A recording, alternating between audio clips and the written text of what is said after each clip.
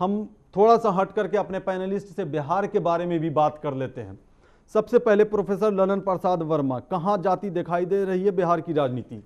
देखिए, बिहार में परिवर्तन तो होगा अब, क्योंकि नीतीश कुमार का धरातल अब खिसक चुका है और जैसे जैसे मांझी का वर्चस्व बिहार में बढ़ने लगा था, तो उनको लगा कि अगर अभी उनको हटा नहीं दिया जाएगा तो शायद दोबारा उनको आने का अवसर नहीं मिलेगा।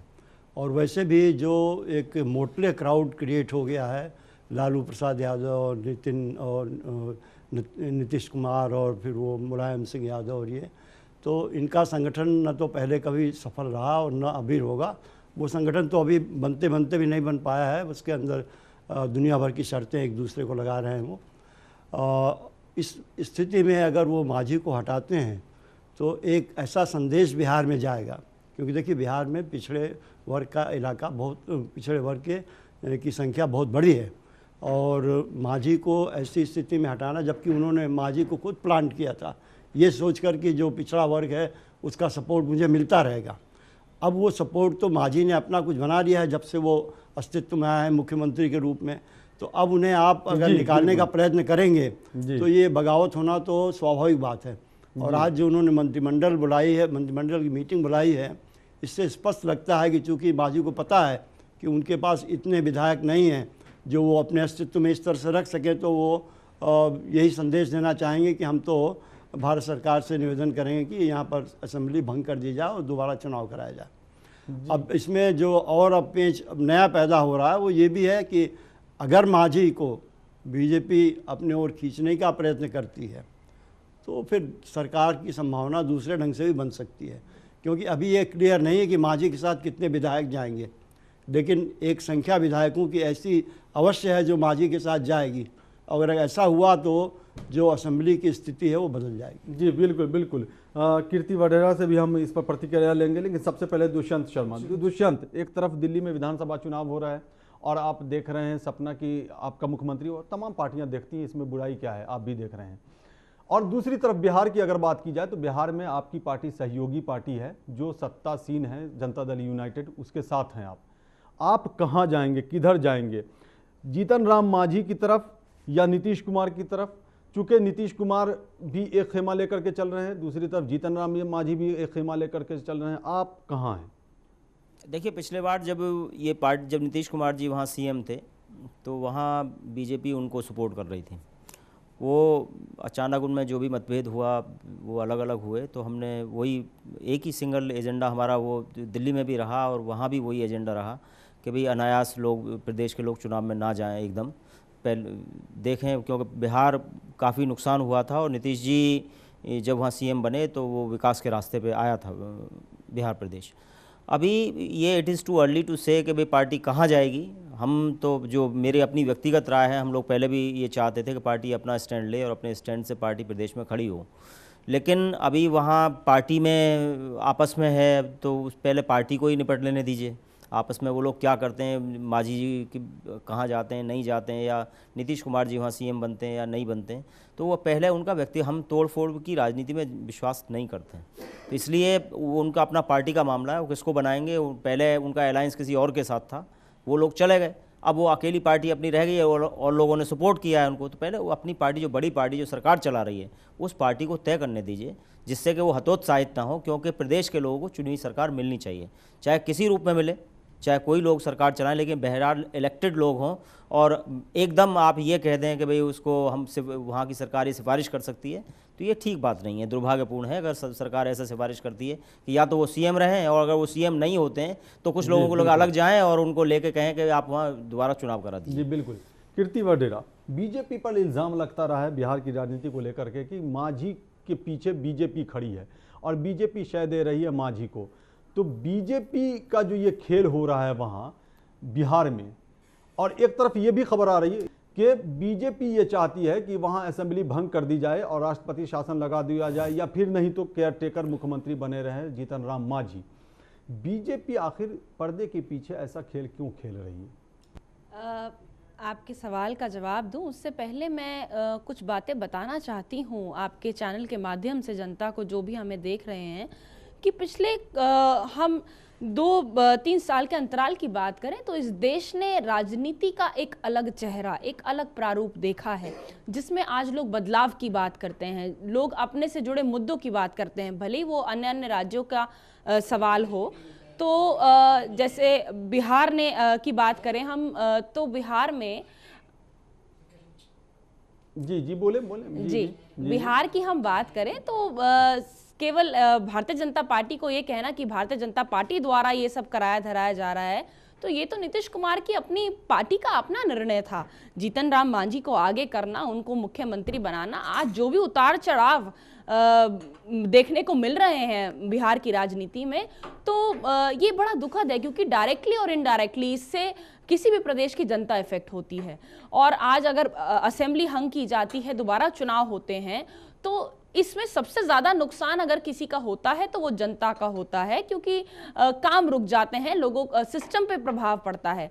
तो आगे जो भी सिनारियो बिहार को लेकर रहता है, हमारा तो पहले से भी यही मानना रहा है कि असेंबली हंग होनी चाहिए, दोबारा से फ्रेश इलेक्शन बिहार को देखना चाहिए, ताकि एक स्थिर सरकार राज्य को मिल पाए। बैक कर रही हैं? नहीं, हम कोई बैक नहीं कर रहे हैं। देखिए, भारतीय जनता पार्टी एक नेशनल पार्टी है, अन्य वहां पर राजनीतिक दल जो भी मैं कहूंगी राज्य स्तर पर हैं, उनका अपना अपना स्टैंड हो सकता है, पर भारतीय जनता पार्टी मुद्दों की राजनीति करती है और हमारा शीर्ष नेतृत्व तय करेगा आगे की बिहार को लेकर उन्हें क्या स्टैंड लेना है। जी बिल्कुल। इस बार जो भारतीय जनता पार्टी का मुद्दा है वो प्रदेश में जो सरकार चुनी हुई सरकार है उस सरकार को तोड़ के अपनी सरकार बनाने का है। और वो जो असंवैधानिक बात है वो ये भी है कि एक जो इलेक्टेड गवर्नमेंट है आप उसको हटाएं और वहाँ राष्ट्रपति शासन लागू कर दें। बहरहाल एक तरफ आप पक्षधर हैं इस बात की कि भाई वहाँ के प्रदेश के लोगों का नुकसान हो रहा है, और दूसरी तरफ आप इस बात की हिमायत कर रही हैं कि सरकार को हटा के राष्ट्रपति शासन लगा दिया जाए।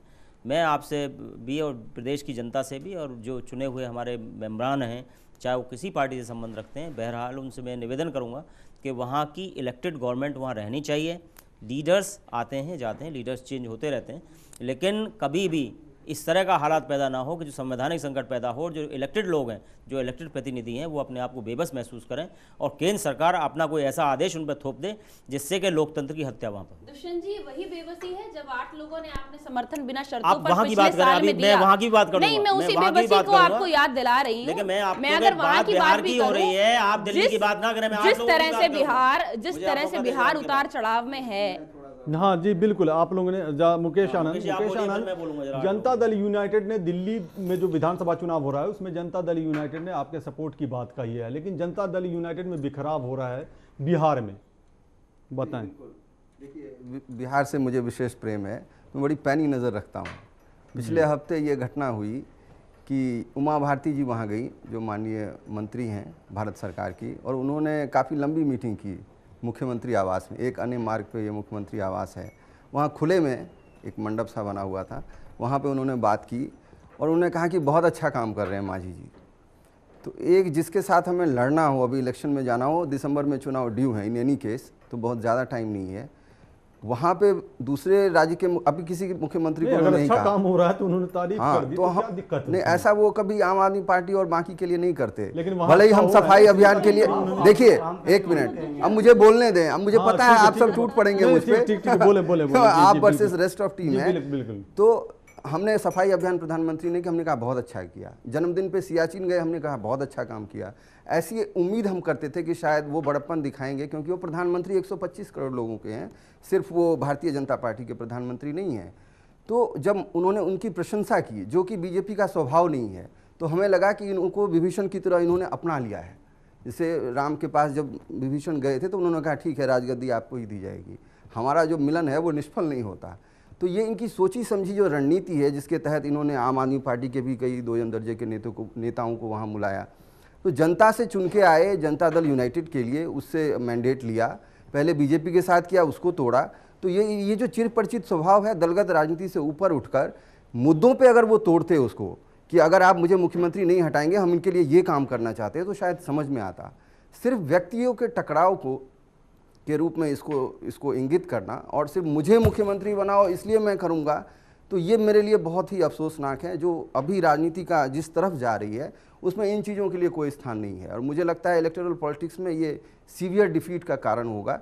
जो भी हो, इस तरह की राजनीति नहीं करनी चाहिए। उनको ये मुद्दे रखने चाहिए कि हमारे पास ये काम है, ये काम हम करना चाहते हैं। नीतीश कुमार मुझे ये करने नहीं देना चाहते, और नीतीश कुमार ने इनको वहाँ दलित और महादलित दो में बंटवारा हुआ है।